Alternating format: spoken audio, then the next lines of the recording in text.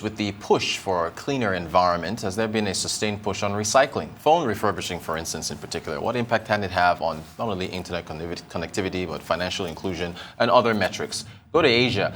Nomura Holdings Incorporated has told its staff in Japan not to smoke during working hours, even if they're working from home. The country's biggest broker has sent a memo to employees on outlining its new policy that will come into effect in October. Company will close all smoking rooms being managed by the Nomura Group by the end of December. How about that? So Nigeria, again, the Nigerian National Petroleum Corporation, NNPC, says the existing price differential between the amount of petrol sold in Nigeria compared to its neighboring countries remains a major incentive, that's the gap, for smuggling of the commodity across the borders. A statement by NNPC spokesman Mr. Gabar Mohammed quoted the NNPC helmsman Malamele Kyari to have said this during a presentation at an interactive forum. The NNPC boss noted that efforts by the corporation and some federal agencies to combat the menace of smuggling of petroleum products has been largely hampered by the current arbitrage situation. Joining us to discuss further is Favour Ogunniranye, who is an analyst with Financial Derivatives Company Limited. Favour, good morning to you. Good morning. Thanks for joining us. What do you make of the latest comments from the NNPC on the fight against smuggling and how subsidies play a role? Well, of course, smuggling, the price differential is definitely an incentive for smuggling, because in Nigeria, we see that the price of petrol is about 162 naira per litre. It is. And in dollar terms, that's about 0.32 compared to neighboring countries like Kenya, where petrol in dollar terms is about 1.08, or in Cameroon, where it's 1.15. So that difference there, $1.05 and $1.03 in Kenya. Okay, yeah, cool. All so right, that difference there, and like, is an opportunity for smugglers to buy here, go there and sell. And the reason why the price of petrol is really low in Nigeria is really because of the subsidy effect. And so if that is removed, we might see that the price of petrol will be cost reflective. And great stuff. What do you make of this thing in Nomura over in Asia, saying that employees can't smoke even when they're working at home? What are your? I'm dying to hear your thoughts on what Nomura is doing. They've instructed that, and well, the thing is, only the employees down site that can actually comply, because probably there's some measures in place, and just the fact that, oh, I'm there physically, I will most likely want to comply with the rules. But then for people working from home, it will be really hard. I think the report also states that the rule is based on mutual trust, so they are not. There is no punishment or whatsoever, so it will be hard for them to not smoke. And also considering the nature of these smokers, some of them are probably addicted, so to really comply with that rule will be really hard. Maybe they'll install cameras and monitor them at home. Let's get that'll be way too much. Yeah. Let's get to the issue of recycling. As far as the whole fight against global warming and so on, how does recycling get in there?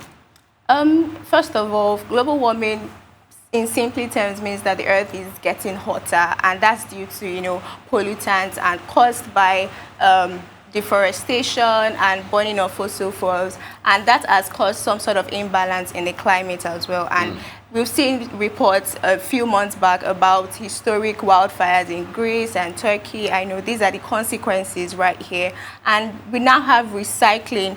And now there's a need for recycling, because recycling, the less energy to manufacture certain products is reduced, especially when you use recycled raw materials. So for example, I want to produce aluminum cans. I can use aluminum scrap, which requires 95% less energy.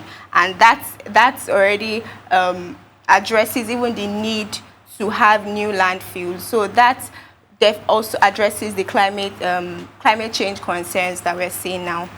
Interesting stuff. Now, with respect to phone refurbishments, how does that play into, I guess, the impact that it can have as far as recycled phones are concerned? Let's consider that phones itself, looking at how resourceful they are, there is a demand for it. There's always going to be a demand for it.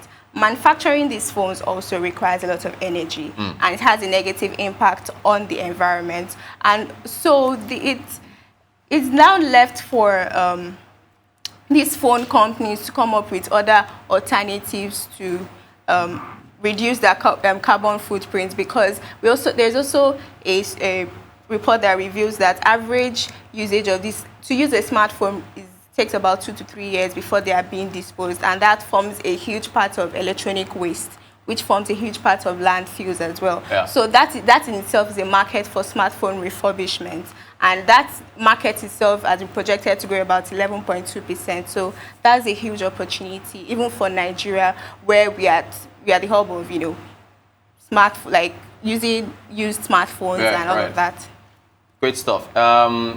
Companies like Apple and Samsung, they are releasing their latest phones without accessories. Is that, do you think that trend is gonna catch on? If I'm paying thousands of dollars for a phone, I actually want accessories to come with it. But I guess there's an environmental bent to that. But what do you think as far as whether that trend will catch on?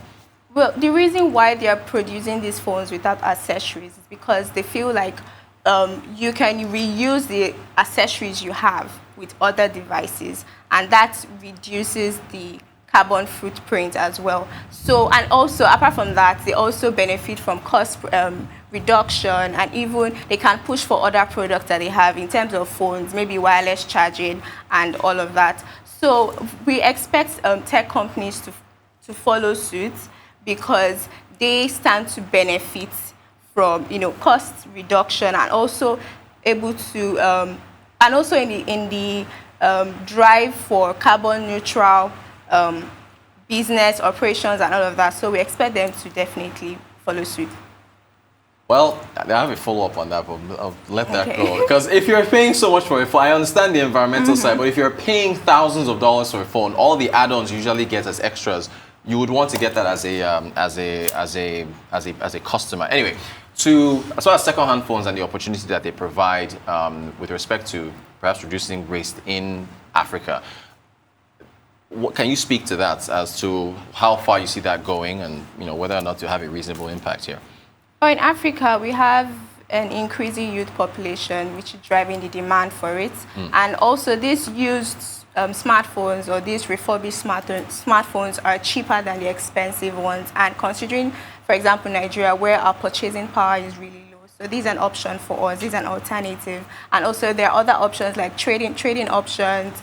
So it's a market here, and it also has economic benefits in terms of employment. A lot of this youth see this as a source of livelihood. So they can, make some sort of they can make income.